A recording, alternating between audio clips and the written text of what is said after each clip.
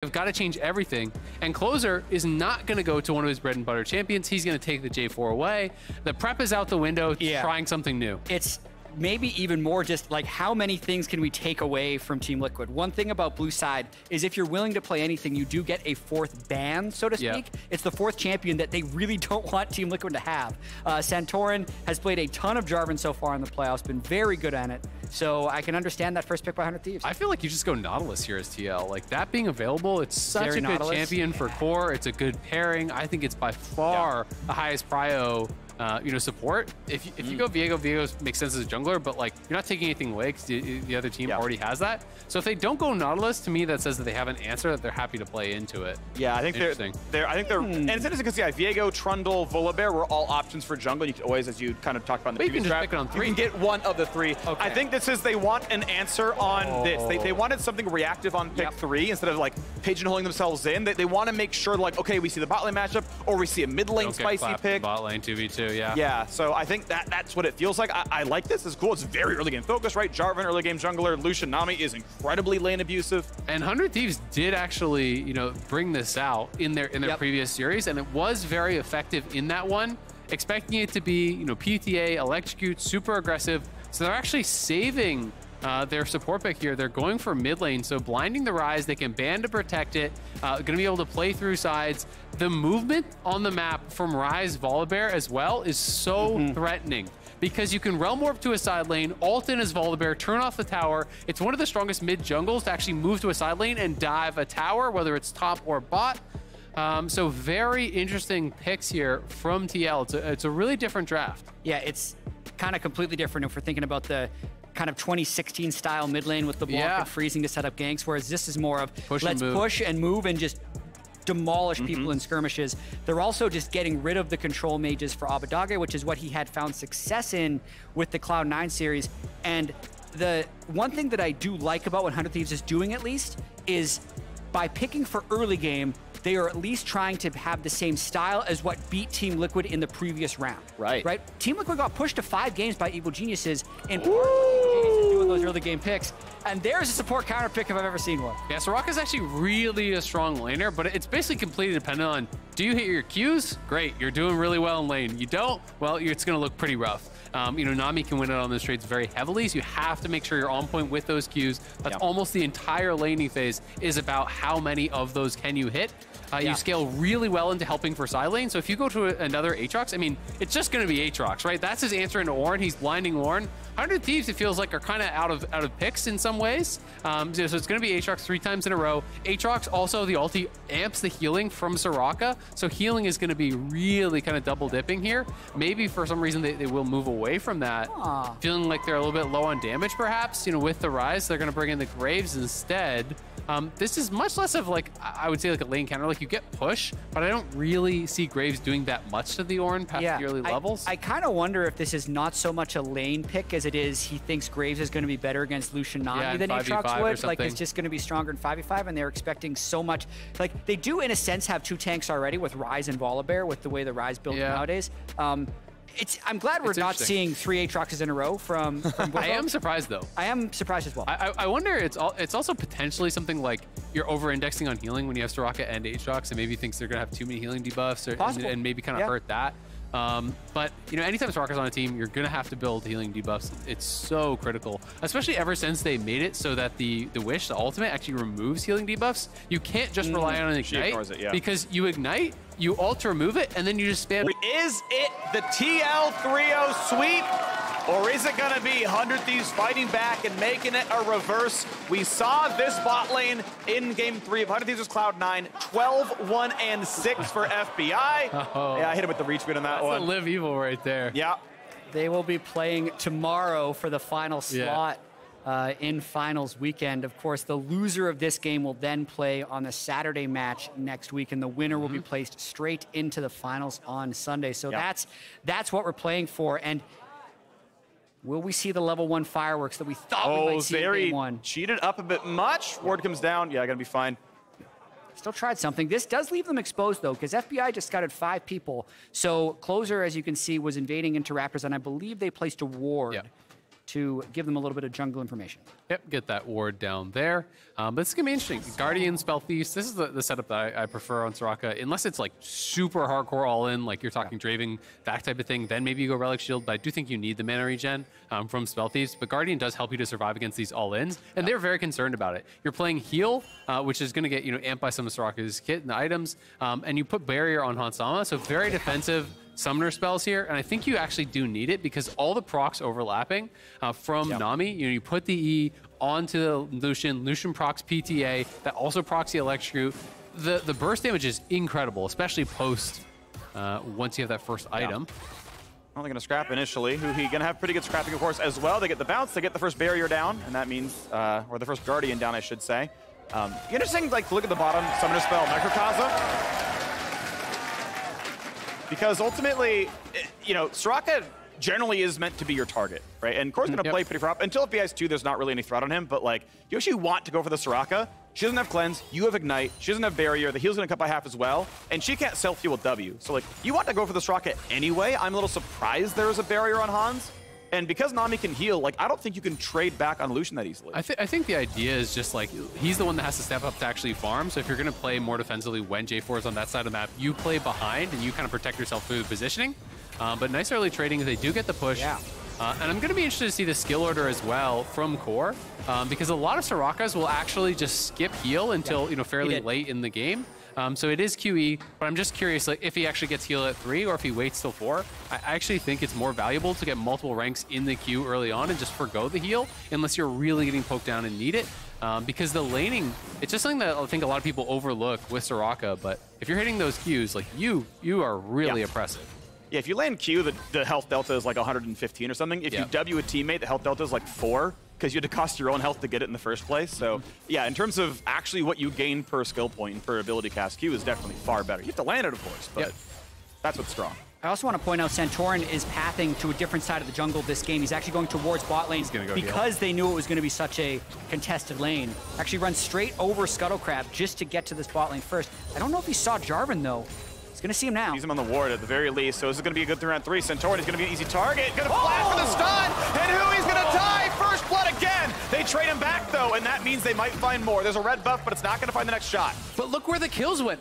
Nami on one side, Zeri on the other, and that was actually such good movement from Santorin. He pops his Q, he starts moving backwards, so Huhi steps forward saying, all right, chase him down. Instant turn and flash onto the Nami. And premeditated, too. Because of the delay on the E, he had already casted the E as he was running away to catch him completely off guard. It's going to really hurt his jungle pathing. He's going to get double crabbed. He gave the, he lost his buffs. Closer now has a blue buff advantage, but it's just so huge for the Zeri Lucian matchup. Well, and Bjergsen actually with mid lane push is defending the top crab, so it looks like he will be able to get that. You should see Bwipo continue to push top side. Yeah, Bjergsen is here, so he at least defends it. So that's very nicely done. From TL, just utilizing this top side to kind of be the push. It looks like they want to focus more towards bot. Call for Bwipo here early on. Just push in, farm it up, be relevant later on. Yeah, we're going to watch this one more time. So definitely altering his path from previous games so that he can be in the bot lane. Closer actually path bot to top and then back here. But then look at this. He cast the E. Silence. Boom. Straight into the stun lock.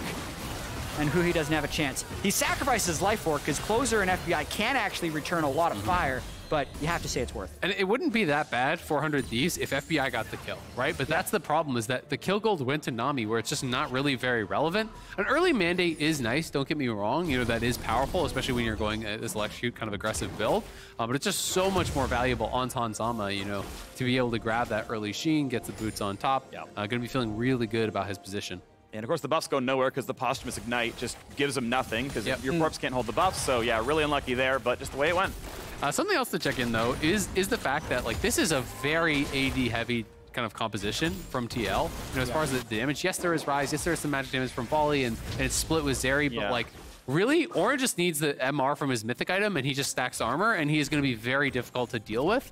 Tank Ryze is not that adept at actually knocking down frontliners, so that is something that they are going to have to worry about later on, especially, J4 plus the Ori, that's great engage. You have consistent damage on the Thunder Thief side, so their 5v5, which is kind of their bread and butter, is really good. Yeah, and zooming out to what we saw in the series as Ornn goes for the kill. Has no Ignite. But he's one hit away from death. However, with flash up, he knows doesn't have grasp, right? He went spellbook, so the actual damage output available not as high. Can't get it over the line. This is the type of team comp that Hunter he's so close to dead. with. But TL is just pushing limits in lanes here. Yeah. Level 5 on everyone right now. Here again. Sheen versus Noon Quiver. Closer knows. I don't believe Closer got spotted, so can maybe get a bait going here. Gonna land that slow again. CoreJJ landing a lot of this damage. Han's gonna go in for a bit more. Doesn't land the W. See if we can see him. And now they spot Closer, so they have the edge here. Now they're gonna go towards Dragon, I think, and just start this Dragon up. They win 3v3s, I think, pretty hard. It's very difficult for Closer to engage into the Volibear here. And if you do step too far forward and you get stunned into a silence route, from the Soraka, it's so tough. And you can see that TL is just kind of defending this choke here, trying to keep them back, now turning onto the Dragon. Bjergsen has just been defending that river entrance as well for so long. We could still see a fight, though. It was close. Closer not able to get it, though. Realmore coming in from behind. They got the flank. They're going for the execution. The dive over. Hunsama gets right back out, and Huhi's going to fall. 1-0. Team Liquid just better. The fights are so close here, but it really does look like TL just has more of a plan. Right? It's not that Hunter Thieves doesn't have a plan. They clearly wanted to contest the Drake and got to flip the smite. Like, that part was success, but as soon as that happened, TL pounces on them with the Realm War. And every single time, it just feels like, how big of a difference has Bjergsen been making? Game 1, the TF, he's everywhere. Game 2, the whole game felt like it was about mid lane control. Game 3, defending the top scuttle to be able to keep Volibear at parity, then having the early Realm War flank there is not a play that a lot of people would have gone for. Gets them the kill. He has just been so impactful for TL. 3 straight games. And again now, early objectives. They have a gold advantage. They are looking really, really strong. Beers wants to kill the wave right now. Sees a control word to kill and says, sure, okay. I'll add that 30 gold as well to my pocket to keep the CS close. Yeah, but going back to the team comps once again, Hunter Thieves won the series against Cloud9 largely through team comps very similar to this. So game 3, yes, was with the Nami. Other games are with engaged supports, but the bigger thing is strong frontline, good front-to-back team fighting. You have to say they're going to have a very strong 5v5 in this game against TL, whereas in the other games, the comps were kind of all over the place, right? Are we diving? Are we fighting? You weren't quite sure. This is definitely more cohesive for Hunter Thieves, and I do appreciate them going back to what had worked previously with their backs against the wall. Exactly. I mean, they know exactly what they want to do with this composition. It's very straightforward. You have 2 forms of engage here. The knockup. He's got a flash to heal needed. Shockwave going to land, and he's just not going to take enough damage. Flash in for the root. He just waits for the setup, and it's not a flash safety in time, so both mid laners will die. However, Closer running low on health, smited for a slow. Doesn't have any way out. The shield buys a second. Is it going to be enough? Santorin can't get in range. He's going to get out. But there's the Ignite, the follow through to Ssumday have it. Ignite still burning him. The flash W. Ssumday puts on the lane kingdom. Ornn solo kill. Ssumday trying to bring them back here. It was a 1-for-1 trade. Very aggressive mid lane, but that kill in the top lane turns the overall trade in the favor of Hunter Thieves. Absolutely, and that's so big for the mental aspect of this game. You're down 2 games. You need a boost. These plays going bad. Bjergsen had a good read on the damage here. Not even flashing a Shockwave. Feels like he can just sit through it here without a ton of early AP. He just early heals. Santorin arrives. He flashes into the root, into the stun, everything there. Abbeddage gets burst down. They do trade the kill back. And Closer barely survives as he just got out of range of the E, I would assume was off camera. Just barely able to get out there. Yeah, he's same one as before. But yeah, Ignite available. Was able to put on that much pressure previously without the Spellbook Ignite. This time around has it. And Ssumday just playing this very well. That sidestep on the Q, flashes back in with the W, really well played. And now we get to see the kind of payment as that comes in. Bwipo on the way down. Bjergsen here. Volibear still walking over, though. If they burn this down fast, he'll take it with the red smite. And it's down to 2,400. Santorin's still not in range just yet, but reinforcements are coming. Down to 2K. You can still try to burn this one in time. The I+ fight will get it, and he gets it. But how about the rest? Because they got to run away. Bwipo gets knocked up. The man's got no flash, he's got no ult, he's got no life, he's got no chance. And that should be the Herald I picked up as well. TL get a bit sloppy and lose 2 kills in a row plus the Herald. Yeah, this is actually really good for Hunter Thieves. I do like their position in this game. I think that TL is going to have to play, with an advantage. They have a harder to execute comp. They are much more early mid-game focused. You can play through sides later with that Ryze to try to, kind of open up the map a little bit here. But things looking a little bit tough for them after these last couple kills going the way and the gold evening out a lot. And it's kind of lining up. You don't say this that often, but the Ornn carry angle, because it's Graves, Volibear, Zeri. Zeri does a little bit of magic damage, so does Volibear, but it's a heavily AD team comp, and then a tank Ryze, who while has good sustain damage, isn't enough to cut through an Ornn. And the Frozen Heart Rush, I think, is absolutely correct. He's already solo killed Bwipo. He's given them enough top priority to take over that Rift Herald. The gold is close, and the Ornn is the thing that's going to be winning or losing them the front-to-back team fights. So I think Ssumday stepping up in a huge way here in Game 3. Yeah, as long as they can have the damage kind of to back it up. Of course, Orianna doing fine at 100 CS. Obviously, FBI a bit behind. Close going tank as well. And it's interesting because, yeah, certainly Hansama's ahead, right? Hansama's going to do more damage in most team fights than FBI. But will Hansama kill Jarvan or Ornn before a slightly behind FBI kills a Volibear? And that's probably FBI kills a Volibear faster. Yeah, especially with the Orianna being added in. Orianna should be higher DPS, you know, in most of these fights than the Ryze. Of course, it does depend if you can get a lost flash off, but it's going to be interesting. I think for TL now, it just makes the Dragon that much more important, right? You want to be able to continue having this as a win condition because I do think you have to be concerned about scaling in this game. So we'll see if they want to continue playing for this. TP is available for Bjergsen, and he's going to TP mid, try to get mid prow here with Bwipo, and they're going to start up this Dragon. Ssumday has his TP though, so if they actually want to answer, so going down big secure. They're not going to. They're going to try to look for a steal, I think, maybe, but no, they're just going to give it over. They're going to fight at third Dragon, I guess. Yeah, 17 minutes and 22 minutes is going to be third and fourth Dragons, and I think Team Liquid really wants to accelerate these. Hextech Soul, incredibly powerful. It does look like they'll getting a little bit outscaled, so I think the fact that they got these 2 early Dragons is what they really have to heavily prioritize now if they want to win. And I think when you're playing this comp, they're going to have to kind of kite back and forth with their composition, right? Yeah. You can't just like hard engage. You're going to have to utilize the marksman, kite back, use the Soraka for the slows. Having the slow from the Hextech Soul is actually really nice for double marksman to be able to disrupt them, trying to threaten the dive here, but Bwipo had the read, and he was very back up. Volibear and Ryze. Ryze is close. He can run up in. Blast cone. Vision not seen nowadays. Their TP is going to come out to make it a little bit safer. Tidal Wave not going to land at the primary target, but the bubble's going to. That means Bjergsen can't get any damage across. Now Santorin on the way out could always hold if he needs to, and does so. You cannot shock through that. He's unstoppable during it, so always able to get out. Abbeddage holds the cooldown. Not bad. A little bit of pressure there. It's basically the trade of the TP for the Realm Warp and the Volibear ult. I think worthwhile for TL because they're going to be the first ones back towards mid lane again, but maybe a kill here. Bwipo gets exhausted. Spellbook on that one. Going to get a bit more damage. Across Q's going to land, but no more damage just yet. And Flash was down, so couldn't follow to get the brittle, but Bwipo is not respecting the knock-up pillar. I mean, with the current item landscape, Cull, a Dirk and a Vamp Scepter versus Frozen Heart Bombies, the Ornn is actually just stronger 1v1. Yeah. Yes, he's playing the lane well, but Bwipo, I actually liked what TL did before that last Dragon setup when Bjergsen's Ryze was top lane, because Graves could not stand up to Ssumday at all right now. Yeah, it's really tough, and he's not building for the 1v1, right? He's going lethality. It's more this kind of build that he did very early on in the year, and it's about him flashing on carries, being able to threaten that 100-0. He plays it hyper-aggressive and had a ton of success with it.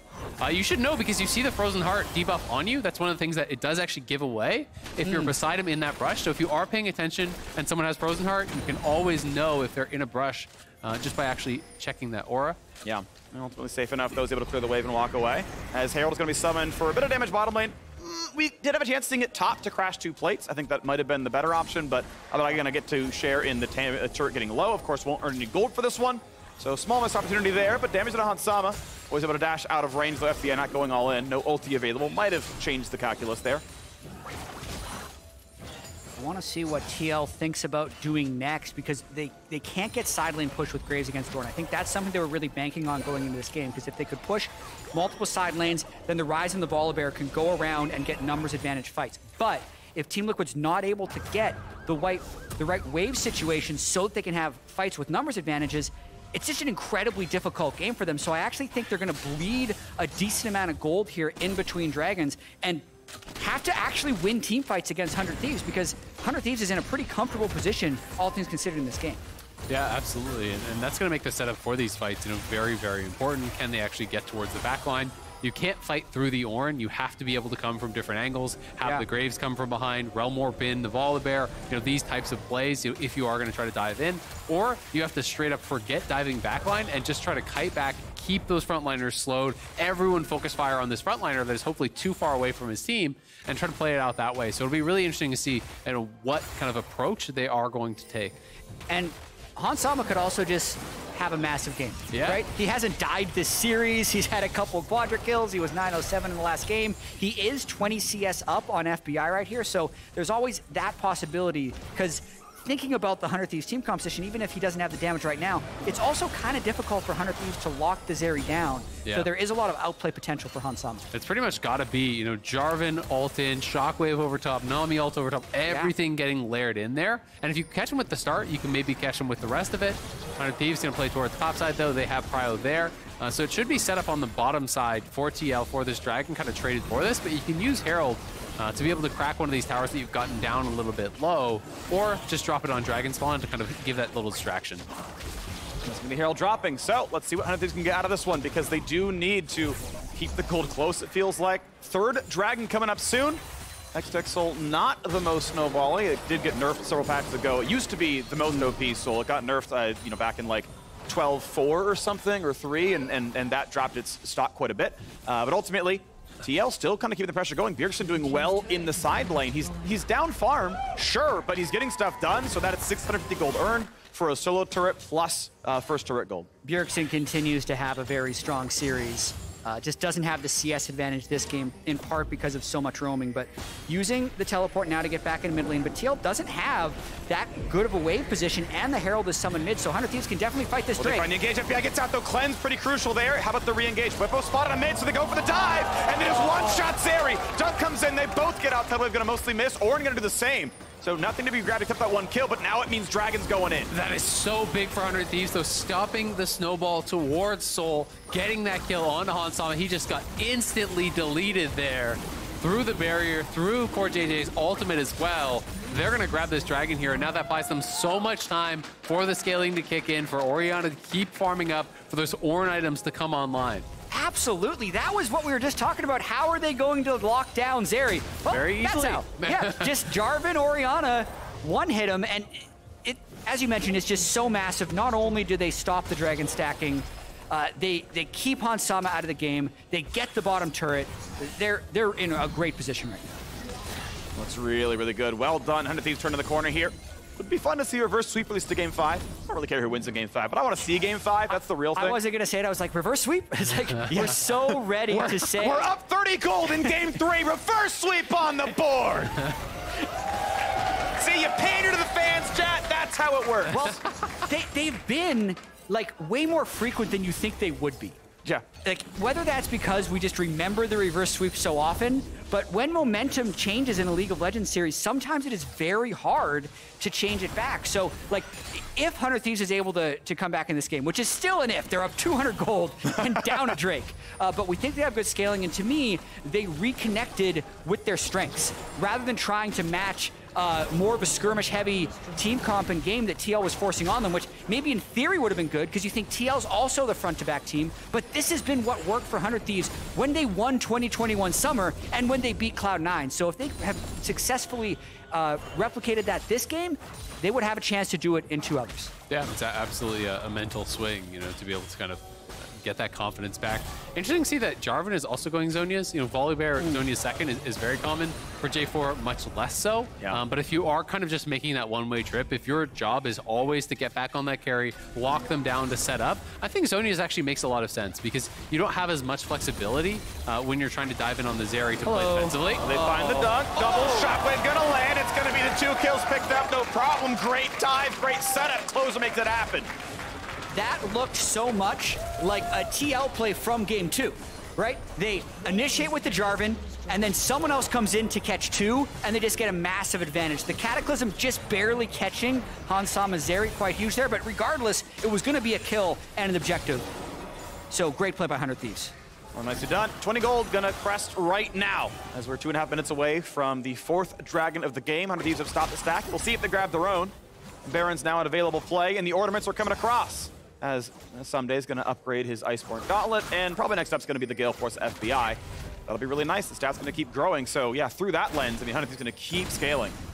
Yeah, absolutely. We'll see if Bwipo can get anything done here in side lane. Just wants to keep the push going.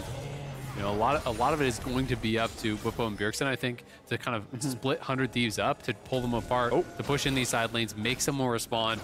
100 Thieves, if they can keep finding these picks, you know, on TL, they don't need to necessarily respond to all that. They can dictate the pace of the game by finding a pick, by starting up an objective, making TL come and respond to them.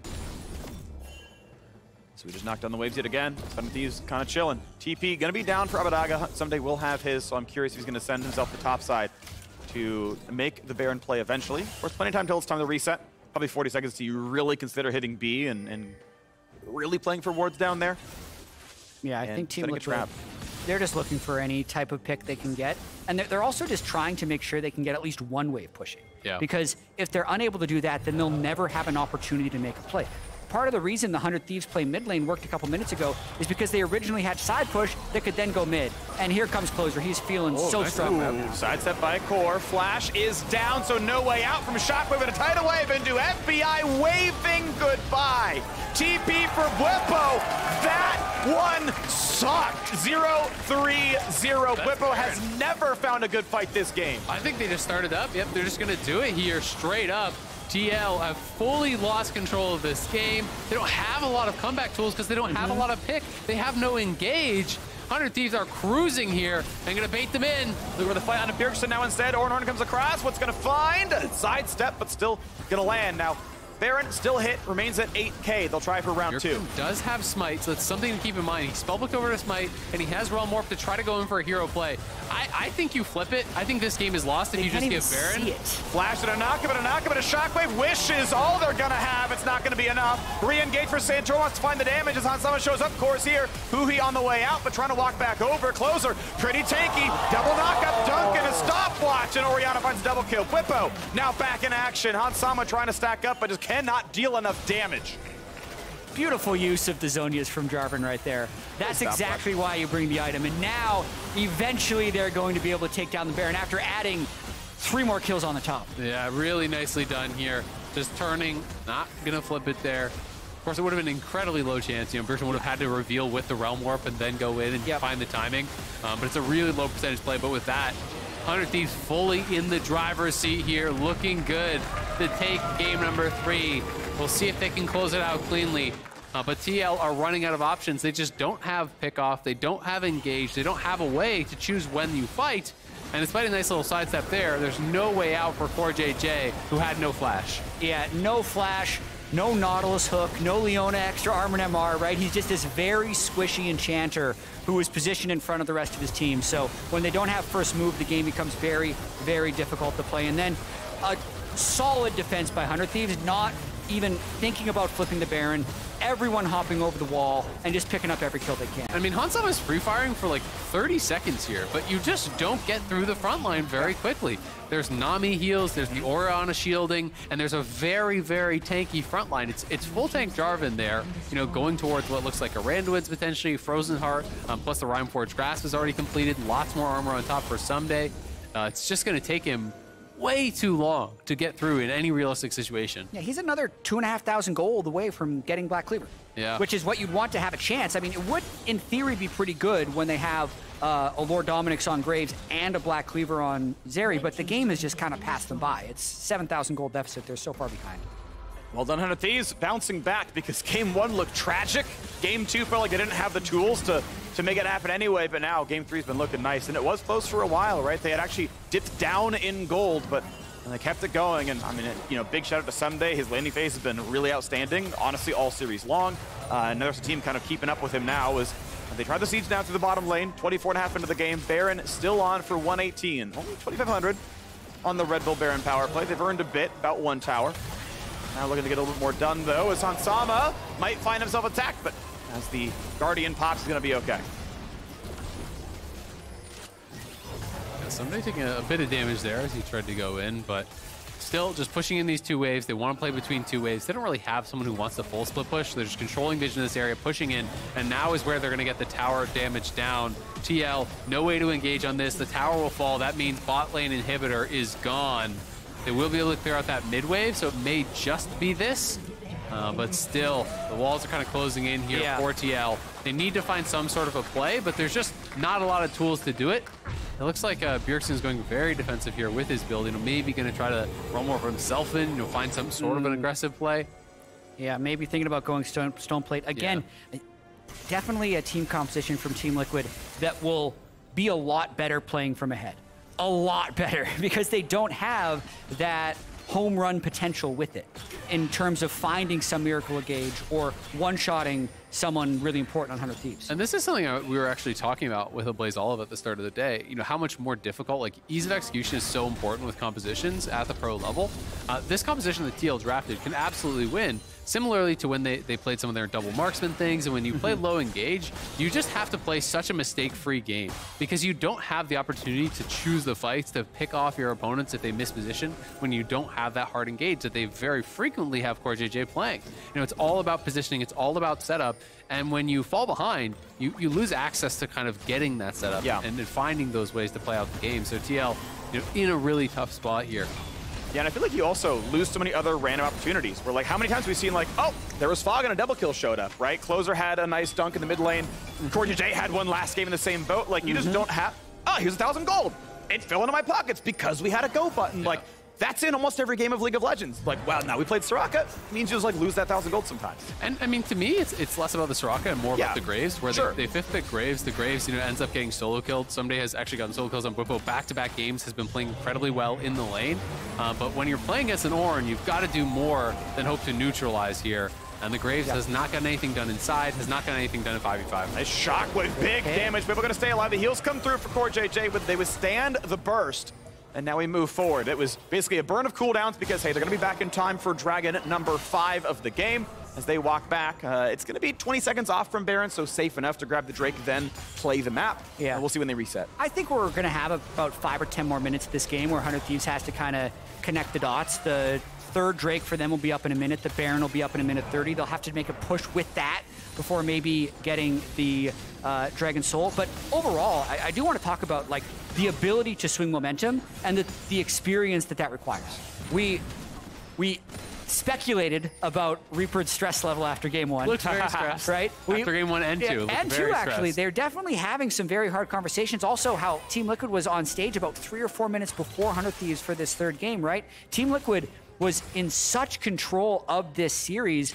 A lot of people would have been thinking this is a 3-0, but with the way 100 Thieves just kind of came out in this game, you look at the score now of Ssumday 1-0 and 6, it doesn't look like he was a difference maker, but to me, he did so much to control the overall pace of this game. First dunk comes in, flash ult out of Hansama, and here comes the re-engage. Flash the shotgun, CoreJJ.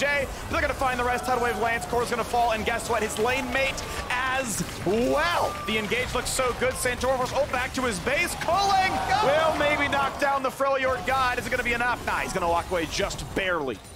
I'm surprised they didn't just stay in the base. It was a tank Ryze that was fending them off, but there's also a Hextech Drake that's up. There's Baron coming soon. They do not want to throw this one away. Yeah, not going to take any risks. They get a pick, though.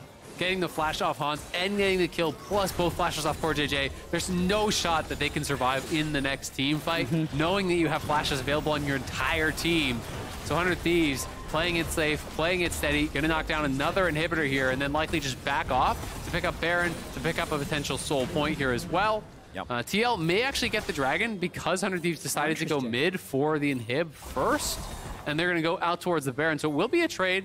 So it gives a very small kind of potential out for TL at least. You're kind of praying that, hey, maybe if we can hold on, we can get soul. But I think 100 Thieves, if they play this well, should be able to close with 2 inhibitors down and Baron buff. It's looking really good. Yeah, I actually really hate this call by 100 Thieves. Like, they're still, in 98% of cases, they're winning this game, but in the 2%, they've just created it by giving a soul win condition for Team Liquid. There's no reason they couldn't have just warded towards the Baron area, moved down towards Drake, picked up that, and then delayed another 45 seconds. But right now, they're trying to capitalize on the fact that 2 inhibs are down. They can siege the third, maybe get a cycle going that way. Just an interesting choice. It's a very confident choice, but I think a little reckless. Well, they're going to try not going to find the knockup out of Ssumday. There's the double shot into the shockwave. That was beautiful by Closer, and it's going to mean everything. The dunk comes in late. They find number 4, and they found their 98th percentile. Everyone's going to be gone. Bjergsen left alone in the base. They could pad the KDAs, they can go for the turrets, they can do whatever they want. But a 30-minute victory is coming through. 100 Thieves fight back in this series. We're going to game 4. Then will we find a last kill? They go to walk up. They force the Zonias. The Nexus falls. And 100 Thieves breathe new life into the series. That is going to feel so good after back-to-back tough games here. 100 Thieves throw out all their prep, go blue side, draft away the Jarvan, go towards this very different style of composition from what we saw in game 1 and 2, and made it look really, really good. And now it's up to TL to go back to the drawing board. I think we're going to see them back with CoreJJ unengaged. Yep. I think we're going to see the Graves no more in this series, and TL as well. Going to have to make those adjustments. And I also want to say the way that they ended that game was pure competence, right? They didn't care that they were setting up for a possible soul by Team Liquid. They wanted the Baron because they knew that they were going to be able to win that game. So to be 0-2 down and not have that level of hesitancy from a mindset perspective, I think is very promising for 100 Thieves. That's cool to see. I'm counting up the stats now. FBI was 12, 1, and 6. Last time he played Lucian, add 408 to that one. Pretty good. You know, that's pretty solid. Yeah. It's addition. Y'all can do it on Notepad at home or in your heads here. I'm not going to bother. It's not worth it. The number's high. It's over 20. Yeah, and even though I think Ssumday was like a huge carry for them in that game, the fact that there was not a mid gap and Abbeddage was a very effective Orianna is huge for 100 Thieves, that he's kind of back in it now. Yeah, just kind of playing stock center team fighters and following up off a closer who looked really good on the Jarvan. Him actually being able to get in seemed so valuable there. So 100 Thieves finally add Team Liquid their first loss here in this matchup. So to break down how they got it done, we're heading over to State Farm.